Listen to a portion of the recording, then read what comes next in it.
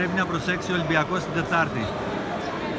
Τελειώσαμε σήμερα το πρώτο κύκλο, το πρώτο μάτς των play-off. Τώρα επικεντρωνόμαστε απέναντι στη Μπούρσα που αντιμετωπίσουμε την Τετάρτη.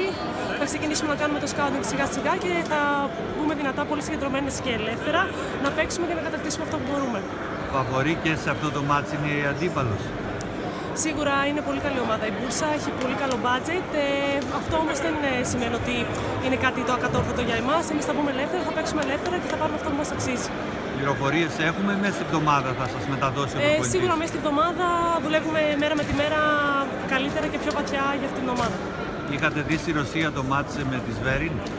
Ναι, παρακολουθήσαμε λίγο μάτς, αλλά δυστυχώς δεν μπορείς να βγάλεις συμπέρασμα μόνο από ένα μάτς. Σίγουρα οι υπεύθυνοι όπως ο στατιστικολόγος και ο coach θα δουν τι πρέπει να προσέξουμε, τι πρέπει να δουλέψουμε για να πάμε να παίξουμε πολύ καλά την Τετάρτη. Το μάτς που κερδίσατε στο φιλικό τουρνουά το θυμάσαι? Ναι, αν και ήταν πριν το καλοκαίρι. Τώρα έχει ξεκινήσει το πρωτάθλημα για αυτούς, έχει ξεκινήσει και το πρωτάθλημα για μας. Εμείς παίζουμε Τετάρτη Σάββατο, κάτι τέτοιο θα γίνεται και για αυτούς, γιατί έχουν φτάσει μέχρι σε αυτή τη φάση εδώ. Θα δούμε. Ευχαριστώ. Και εγώ.